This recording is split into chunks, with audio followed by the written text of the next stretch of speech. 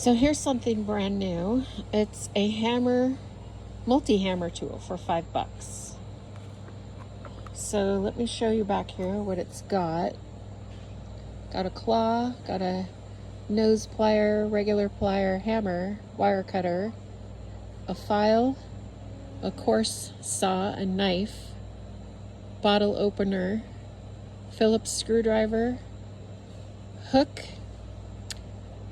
four-piece, sorry, don't have my glasses on, four-piece wrenches, yeah, slotted screwdriver, and a flathead screwdriver, and another saw. So that's pretty cool for $5. I like it. Might have to have that. So that's what it looks like. I'm in the automotive section.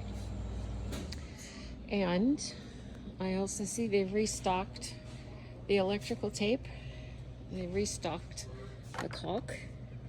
And I haven't ever seen this before either. This is super glue foam tape, 6 feet for $1.25, and it's 0.75 inches wide.